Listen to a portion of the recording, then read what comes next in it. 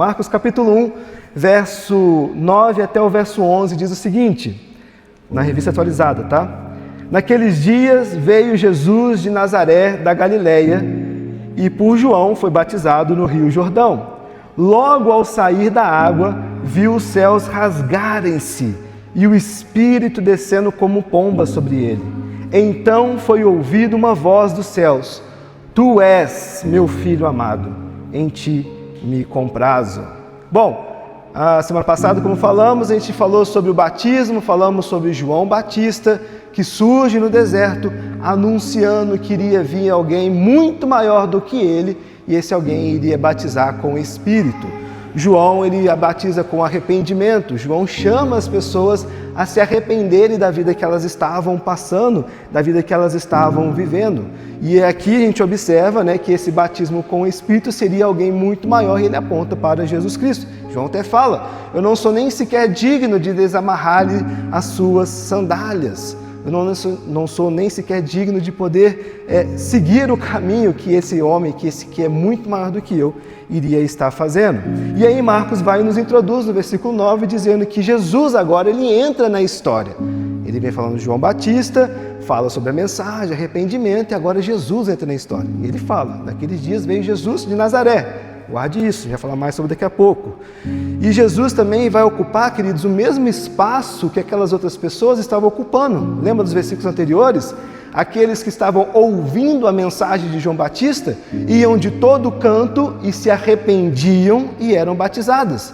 Ou seja, Jesus chega no mesmo ambiente, no mesmo espaço, onde tínhamos muito mais pessoas que estavam se arrependendo e sendo batizadas. Não foi um evento exclusivo de duas pessoas, apenas Jesus e João Batista. Não, Jesus está no meio da multidão que estava seguindo João Batista, que estava se arrependendo e que estavam sendo batizados. Aqueles estavam respondendo a esse chamado de João Batista. Bom, dentro dessa perspectiva, né, dentro dessa expectativa que é criada pela pregação de João, Marcos, como falamos, introduz Jesus aqui com uma frase bem curta.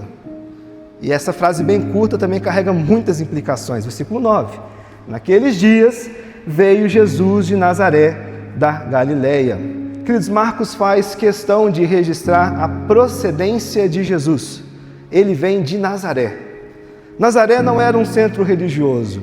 Não era associado também a nenhuma promessa messiânica. Nazaré não fazia parte nem sequer do imaginário de Israel sobre uma libertação, sobre um rei, sobre um senhor. Algo bom poderia surgir de Nazaré. Não havia, queridos, nenhuma expectativa de que o Messias viria de Nazaré.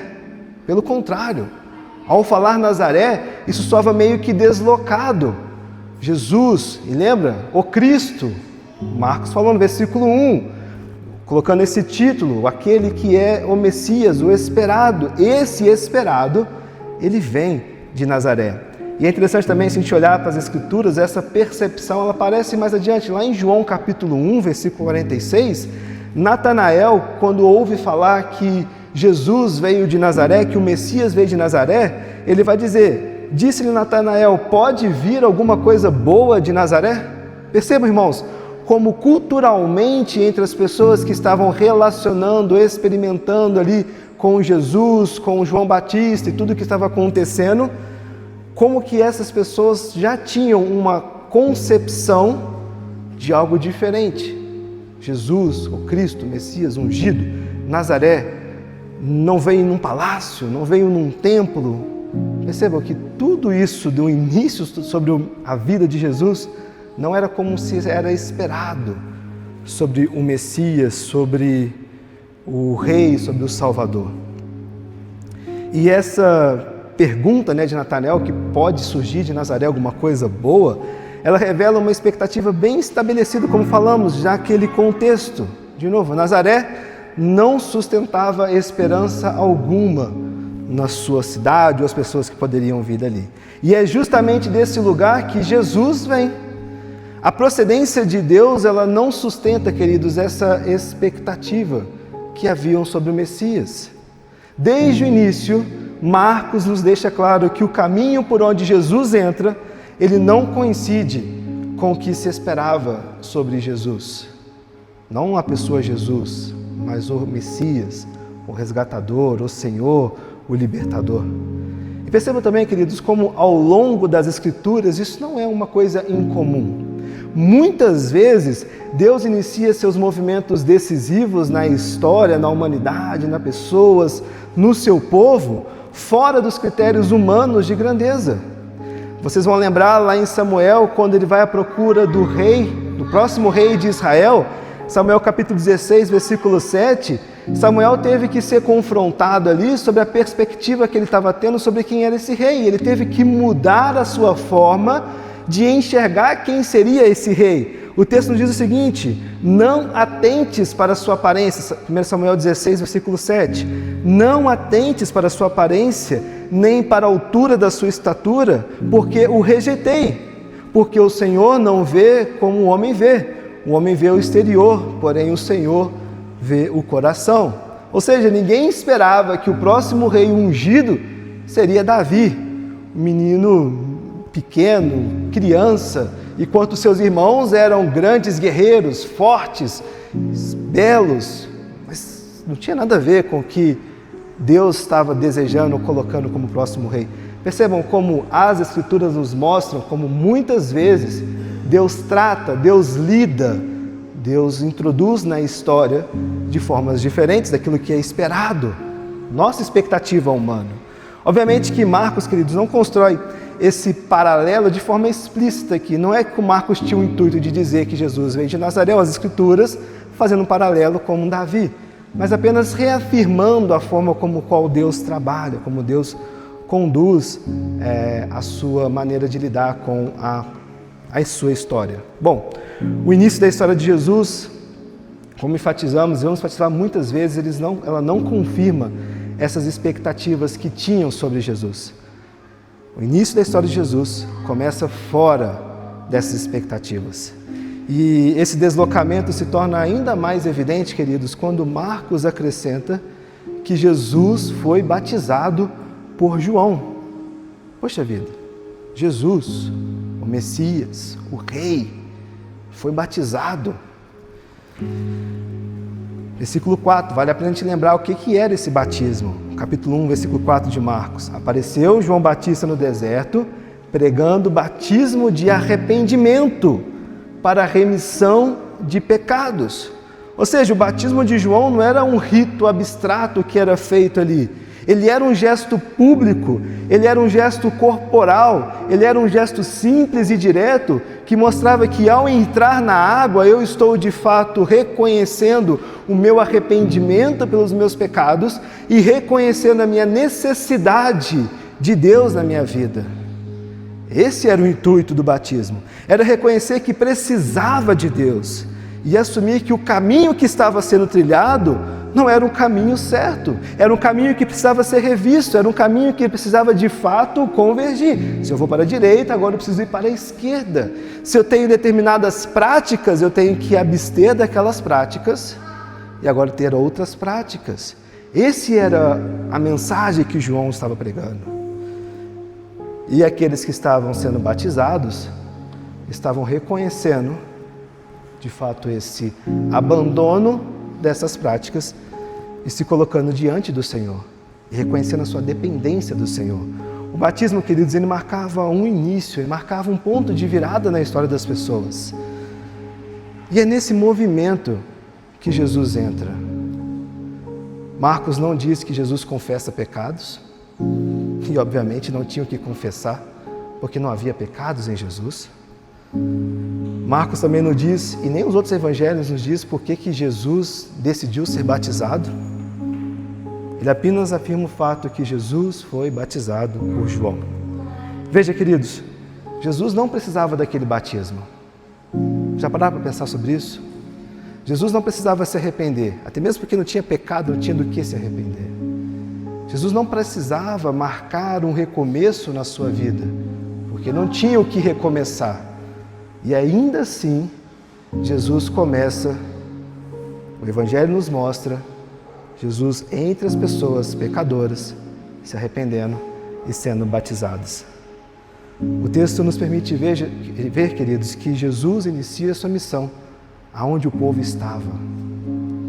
E ele se coloca no mesmo espaço em que homens e mulheres reconheciam a sua dependência em Deus. Esse gesto, meus irmãos, nos força a encarar a humanidade real de Cristo. Jesus, ele não assume aqui a condição humana apenas em palavras ou em conceitos, não. Ele assume com corpo, matéria, física. Ele assume com presença, ele assume com participação. E ele começa a sua missão, ele começa o seu ministério reconhecendo de forma concreta que a vida humana é uma vida vivida diante de Deus e em uma dependência real de Deus. Por isso Jesus se batiza, para mostrar e para dizer dessa dependência e dessa necessidade de uma vida vivida diante de Deus. Há uma ironia tanto quanto silenciosa nesse início aqui dos evangelhos. De novo, aquele que não precisava do batismo, meus irmãos, ele escolhe começar pelo batismo. Aquele que não precisava reconhecer a sua culpa, até mesmo porque não tinha culpa, assume um gesto que expressa essa necessidade. E esse fato, ele molda todo o evangelho, tudo que vem para frente. O Cristo que vai ensinar, o Cristo que vai confrontar, o Cristo que vai salvar, é o mesmo que desde o início do seu ministério, da sua vida, se coloca no espaço da fragilidade humana. Jesus começa onde não se esperava, irmãos, e do modo mais simples possível, entrando na água, juntamente com aqueles que precisavam estar dentro da água. Versículo 10.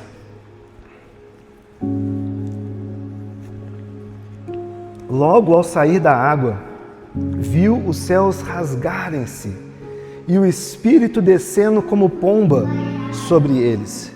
Nesse momento, quando Jesus é imergido e submerge das águas, nesse simbolismo do batismo, Marcos está nos dizendo que viu-se o céu se rasgar.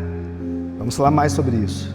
E a pomba, o Espírito, paira sobre eles. Marcos não diz aqui que o céu apenas se abriu.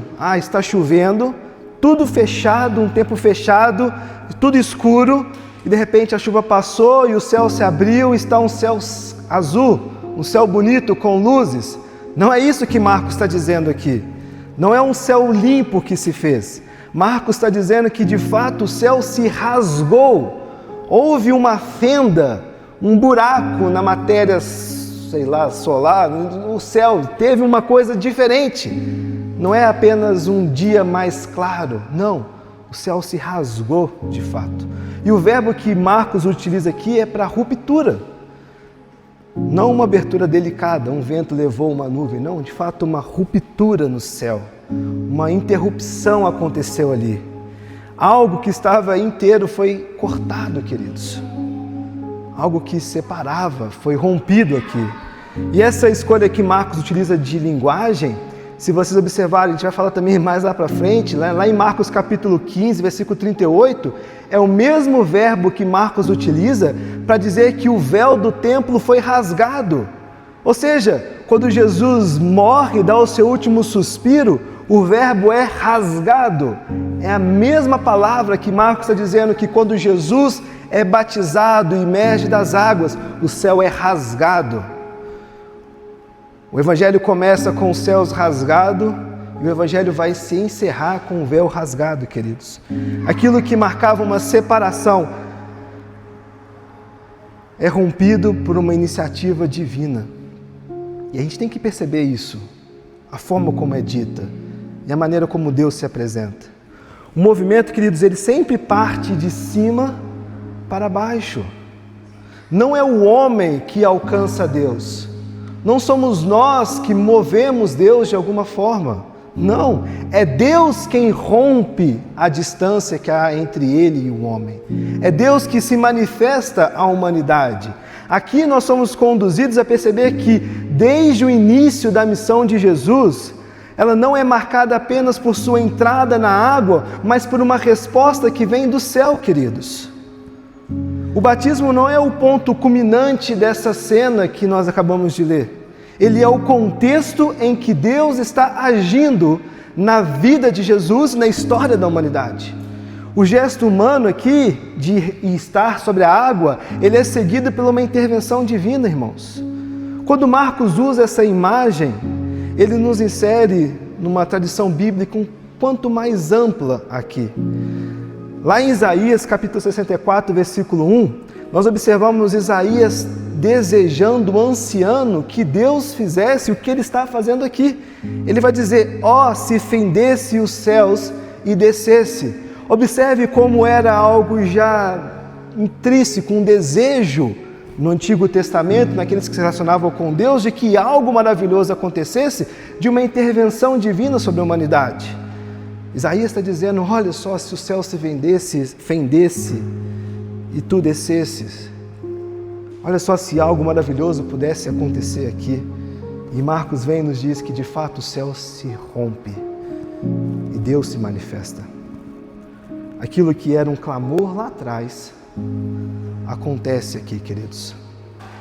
O céu que tantas vezes pareceu estar fechado, difícil a conexão com o Pai, agora ele é rasgado. E não rasgado pelo homem, mas é rasgado por Deus, pelo próprio Deus. E não por mérito humano, queridos, mas porque Deus decidiu agir. E esse rasgar dos céus, ele vai estabelecer o tom que vem na sequência do Evangelho. A história que Marcos nos narra, a história que Marcos apresenta, que todos os evangelhos nos apresentam, ela não se desenrola, ela não acontece sobre um céu distante ou um céu silencioso, queridos. Pelo contrário, ela acontece sobre um céu que foi rompido, rasgado. A relação entre Deus e o mundo, ela não permanece intacta como antes. Pelo contrário, este ato do céu se rasgar e Deus se manifestar, inaugura algo irreversível aqui, queridos. E o caminho que Jesus ele vai começar a trilhar após esse batismo, ele vai ser marcado por essa iniciativa divina. A história de Jesus vai ser marcada por essa iniciativa divina. Bom, o céu se rasga e quando Jesus sai da água, Marcos nos diz que o Espírito desce sobre ele, no verso 10.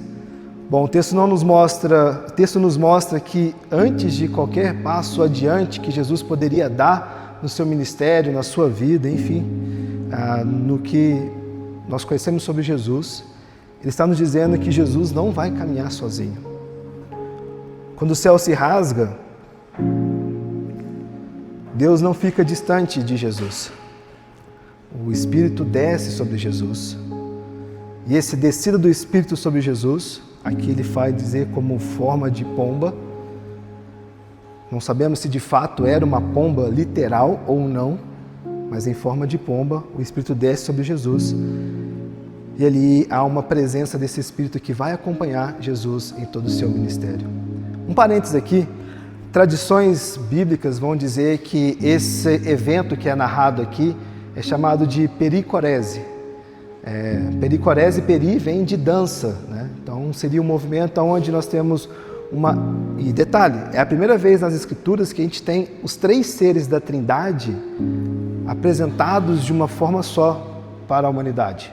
Jesus como corpo, o Espírito Santo e Deus na sua força, na sua identidade, na sua natureza como Ele é. É a primeira vez que isso acontece. E aí nesse momento, alguns grandes autores vão dizer que há ali uma dança da Trindade, onde os três seres eles se manifestam de alguma forma, dando poder ou capacitando ou estando sobre Jesus humano para que ele possa cumprir a sua missão. Mas de novo, como é impossível definirmos Trindade, e às vezes até antibíblico dizer uma definição de Trindade, matéria, corpo, e tentar explicar, porque não dá para explicar a Trindade. A mesma coisa acontece aqui, a não ser o fato de aceitar que a Trindade se manifesta no batismo de Jesus e o Espírito desce sobre Jesus. Nós não vamos falar muito sobre o Espírito, mas vamos falar isso mais, na verdade, na mensagem de domingo que vem, porque é através da ação do Espírito que Jesus vai conduzir e vai tocar o seu ministério. Bom, a presença de Deus ela não vem para evitar esse caminho que Jesus vai trilhar. Muito pelo contrário, ela vem para sustentar Jesus dentro desse caminho. E vejam, tudo isso acontece antes de qualquer passo que Jesus poderia dar, antes de ir para o deserto, antes de qualquer confronto que Jesus ia ter, antes de qualquer obra, antes de qualquer milagre, antes de qualquer ação. Está acontecendo algo muito importante, definindo a identidade, quem é Jesus e a sua missão. O Pai fala, o Espírito aparece sobre ele. Versículo 11, queridos, vai dizer: então foi ouvido uma voz dos céus, depois de tudo isso: tu és o meu filho amado, em ti me comprazo. De novo, é importante também ressaltarmos que Marcos aqui, ele não descreve o som dessa voz. Era uma voz grossa, era uma voz de trovão, era uma voz fina, era uma voz suave. Nenhum evangelho descreve, na verdade. Quem mais ouviu? Foi só Jesus? Foi João Batista? Todo mundo ouviu? Não sabemos. Mas o que nós sabemos é o que está registrado aqui, o conteúdo daquilo que foi dito. Tu és o meu filho amado, em ti me comprazo. E perceba, queridos, que essa voz, que o que foi dito, não foi dito para dar uma instrução para Jesus. Levanta da água e agora vai pregar o meu evangelho. Levanta da água e vai agora morrer numa cruz. Vai confrontar os fariseus. Não é para dar uma instrução, nem é para explicar sobre a missão, nem é para anunciar tarefas que Jesus deveria fazer. Pelo contrário, essa voz, com o Espírito Santo e Jesus em corpo, como Deus, ela vem para afirmar a identidade de Jesus, queridos. E repare no momento que isso acontece, de novo, a gente tem que enfatizar, isso acontece antes de Jesus ensinar, antes de Jesus curar, antes de Jesus enfrentar o deserto, antes de Jesus chamar os seus discípulos, antes de Jesus ser rejeitado e antes de Jesus pegar a sua cruz e ir rumo ao caminho que ele ia ser morto. E mesmo assim, antes de qualquer coisa, o Pai está dizendo: tu és o meu filho amado. Aqui, meus irmãos, está algo profundamente contracultural para nós. Ontem, hoje e o futuro e o que vai acontecer. Nós vivemos em uma sociedade, no mundo, em que a identidade ela tem que ser conquistada. Já pararam para pensar sobre isso? A identidade ela tem que ser provada, ela tem que ser mantida à força muitas vezes. Mas Deus aqui, ele faz o oposto, queridos. Ele afirma o Filho antes do custo, antes do que o Filho fosse fazer, antes de qualquer missão sobre o Filho. Ele está afirmando quem é o seu Filho. Antes do Filho obedecer de forma dolorosa a missão que ele tinha, ele está afirmando esse Filho. Antes do sofrimento, ele está afirmando esse Filho. Agostinho, ele diz algo interessante sobre isso. Ele vai afirmar que Deus não ama porque somos bons, mas nos faz bom porque ama. Eu vou repetir. Deus não ama porque nós somos bons, mas nos faz bom porque ama. No batismo de Jesus, irmãos, essa lógica ela aparece de forma bem visível para nós. O amor do Pai não é uma consequência do caminho que o Filho vai trilhar. O amor do Pai não é uma consequência do desfecho da vida do seu Filho. O amor do Pai é a base pelo qual o Filho vai trilhar o caminho. C.S. Lewis também fala algo interessante. O grande drama do coração humano é viver como um órfão no mundo governado por um pai e tentar merecer um amor que só pode ser recebido. O batismo de Jesus, meus irmãos, ele confronta exatamente isso. Aqui o Pai, ele não está negociando o seu amor. Se você cumprir o que eu tenho para você, eu vou te amar. Não. O Pai não está negociando o amor com Jesus. O Pai está declarando este amor. E perceba o quanto isso é pessoal. Tu és o meu filho amado. Queridos, não é uma verdade abstrata que o Pai está proferindo aqui. O Evangelho não começa, irmãos, exigindo que o homem diga algo a Deus. É importante a gente entender isso. Ele começa com Deus dizendo algo ao seu Filho. Nós falamos no ano passado, Romanos capítulo 6, versículo 3, Paulo vai dizer: ou porventura ignorais que todos nós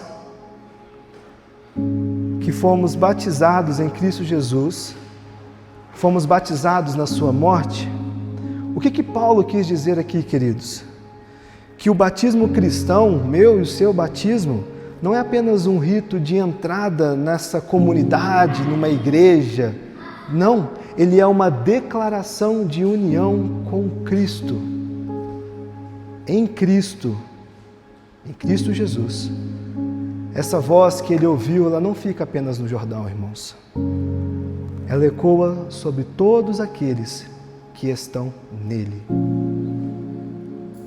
O que nós estamos querendo dizer é que a voz que Jesus ouviu, tu és o meu filho amado, ecoa sobre a minha vida e sobre a sua vida também. Quando nós somos batizados em Cristo Jesus, como Paulo fala em Romanos 6. Obviamente não da mesma forma audível. O céu não se rasga e nós não ouvimos Deus falando, tu és meu filho amado, no nosso momento de conversão ou do batismo. Não.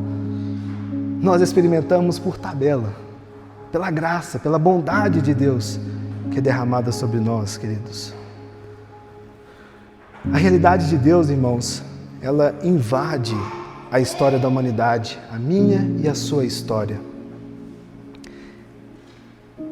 E essa realidade, ela redefine quem pertence a este Deus. A fé cristã, ela passa a ser então, ou deveria passar, ser a aprender a viver à luz dessa realidade. Mesmo quando nós não vemos, mesmo quando nós não sentimos, Deus dizer, tu és meu filho amado. Queridos, muitos de nós acabamos vivendo uma fé que tenta sustentar uma identidade frágil. E muitas vezes nós aprendemos sobre isso e dessa forma. Uma fé que tenta provar algo a Deus, ou provar que nós merecemos algo de Deus, ou provar que tem algum valor nas nossas ações. Muitas vezes vivemos uma fé que tenta compensar as nossas falhas. Muitas vezes vivemos uma fé tentando agradar a Deus, que no fundo nós imaginamos que está decepcionado conosco. Muitas vezes nós aprendemos que a vida cristã se resume a fazer coisas para Deus ou para a igreja, enfim, achando que aquilo tem algum valor em si. Tem valor, mas não justificativa. Mas o batismo de Jesus, queridos, nos confronta com uma outra lógica aqui. A obediência, ela não nasce do medo de Deus, do medo da aceitação, do medo do inferno, do medo do pecado, do medo de termos que magoar pessoas, enfim, a obediência, ela não nasce do medo, ela nasce da filiação. Ela nasce do fato de termos a certeza que somos filhos de Deus agora, porque Jesus foi declarado Filho de Deus antes de qualquer ação que ele iria fazer. E por isso, queridos, que essa cena, que esse momento, que o céu se rasgar, o Espírito aparecer, Jesus ser batizado, vem antes da tentação, vem antes da oposição que Jesus sofreria, vem antes da cruz, porque quando tudo parecer ruir, porque quando tudo parecer que é o fim, O filho não precisa perguntar quem ele é para o pai, porque ele já ouviu que ele é o filho amado. Mesmo quando a situação for ficar complicada. E queridos, nós somos chamados também a viver desse mesmo lugar, irmãos. Não da tentativa constante de nos justificarmos diante de Deus, mas da confiança humilde de quem já foi recebido por esse Deus. O batismo de Jesus, ele nos ensina que o Evangelho não começa com o que nós fazemos por Deus. Ele começa com o que Deus diz sobre nós, em Cristo Jesus. Tu és o meu Filho amado. É dessa palavra, irmãos, e não de outra palavra, que a vida cristã ela passa a ser vivida. Bom, talvez um maior risco da vida cristã seja começar do lugar errado. Muitos de nós aprendemos a viver a fé, irmãos, tentando sustentar algo. Uma imagem, uma constância, uma espiritualidade minimamente aceitável. E sem perceber, nós acabamos passando a carregar um peso sobre nossas costas. Um peso esse que o Evangelho nunca nos deu. Nós somos chamados a parar, irmãos, a silenciar e a lembrar onde tudo começa. Antes de qualquer resposta humana, Deus se move. Deus se moveu à humanidade. Antes de qualquer esforço nosso, qualquer esforço humano, Deus se aproxima. Antes de qualquer caminho que possamos trilhar, Deus fala. Isso deveria mudar a forma como nós encaramos a nossa semana, o dia de hoje, as dificuldades que surgirão ao sair daqui, talvez as angústias que estão no seu coração nesse momento, as dúvidas que possam estar na sua mente, os pensamentos e perguntas que não têm respostas agora, a forma como nós lidamos muitas vezes com o cansaço da vida, com as obrigações do dia a dia, com a segunda-feira, que para alguns começa amanhã pesada, com as chateações que nós não conseguimos nem sequer saber de onde elas vêm. Isso deveria mudar a forma, queridos, como suportamos a sensação de não dar conta muitas vezes. Porque o que nos sustenta não é a força da nossa fé. Nós não ficamos enchendo a nossa sacolinha da fé. Para quem já jogou videogame e aqueles jogos de luta, que você vai batendo e vai enchendo um especial, e de repente você vai e solta um especial. Não é assim que acontece com a vida cristã. Nós não ficamos enchendo a sacolinha da fé para um momento difícil, liberarmos a força da fé. Não. O que nos sustenta, queridos, também não é a clareza das nossas decisões, porque acaba sendo uma ação nossa, atos humanos. O que nos sustenta também não é a regularidade da nossa obediência, o quanto eu obedeço a Deus, o quanto eu faço as coisas, o quanto eu sou um bom homem, uma boa mulher, um bom filho, o quanto eu pago os meus impostos, o quanto eu não minto, não roubo, não brigo no trânsito, não falo mentira, o quanto eu obedeço. Não é isso que nos sustenta. O que nos sustenta, queridos, é saber de onde nós estamos partindo. E saber de onde nós estamos partindo é lembrar que nós não caminhamos para conquistar um lugar diante de Deus, mas caminhamos porque esse lugar já nos foi dado em Cristo Jesus. A vida cristã, ela se torna insuportável quando nós começamos do lugar errado, irmãos. Com a expectativa errada, com as respostas erradas e com as formas erradas. E vejam, muitos de nós, às vezes até hoje, estamos tentando caminhar com Deus como quem ainda anda em um terreno instável, sempre testando o chão antes de pisar sobre ele. Irmãos, o Evangelho nos chama a caminhar como filhos que sabem aonde pisam. Filhos que sabem qual é o próximo passo. Não porque você é bom, não porque tem algo maravilhoso na sua mente, no seu coração, não. Porque você sabe que o Filho, que Jesus, já trilhou aquilo. E que o Pai disse que o amava. E por causa de Jesus nós somos amados e podemos trilhar a nossa vida comum e ordinária com leveza e não com os pesos que ela traz. Há dias, queridos, em que a fé ela será firme, meus irmãos.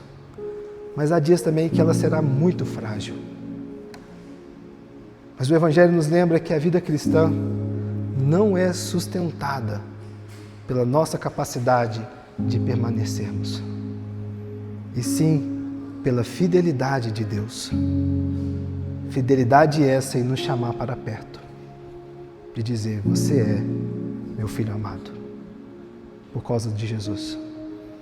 Se algo que está nessa cena nos ensina, queridos, é que Deus não espera que nós organizemos a nossa vida, que sejamos bons, aptos, no momento certo, para tomar uma decisão. Pelo contrário, Ele nos recebe do jeito que nós estamos e a partir disso nos conduz a viver não da cobrança que nós nos colocamos, nós nos impusemos, não da comparação que possa surgir, nem da tentativa constante de justificarmos diante de Deus, queridos. Mas essa cena nos ensina a confiança humilde de quem sabe, pode, vai caminhar, porque já foi alcançado por Jesus Cristo. É desse lugar, e somente deste lugar, que a vida cristã faz sentido. Quando podemos ouvir Deus dizendo, vocês são meus filhos amados, porque eu amo Jesus e porque Jesus está nos seus corações. Vamos orar. Obrigado, Pai. Obrigado pela forma como o Senhor decidiu se revelar, ó Deus, a nós. Obrigado, Deus, pela oportunidade de experimentarmos leveza na vida e entendermos que o Seu Evangelho, Pai, nos conduz a isso, nos conduz a enxergar e a entender quem o Senhor é e como o Senhor lida e trata, Deus. Aí entendemos, ó Pai, que não há nada em nossas mãos que possam ter mérito, força, glória alguma, Jesus, se não for em Ti, ó Pai.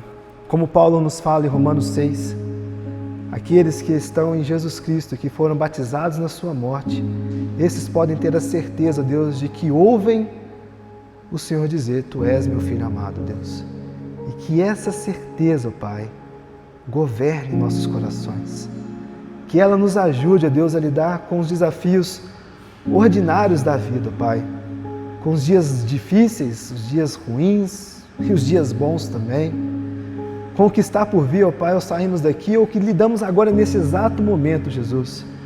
Entender, ó Deus, que o Senhor já trilhou a vida, o caminho para nós, ó Deus, para que possamos enxergar a vida com mais leveza, ó Deus. Nos perdoe, ó Pai. Nos perdoe pela nossa ansiedade, por nossas dúvidas, por nossos medos.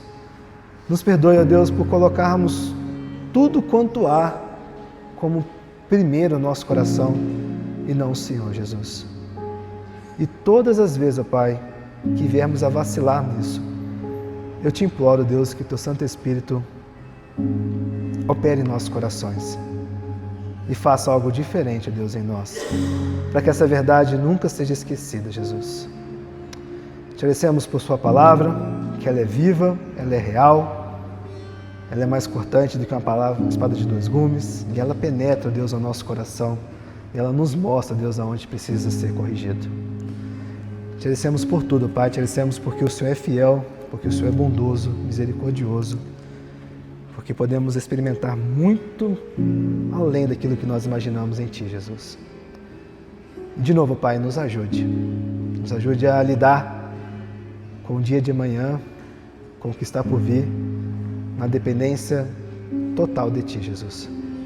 Em Teu nome nós oramos, ó Pai. Amém.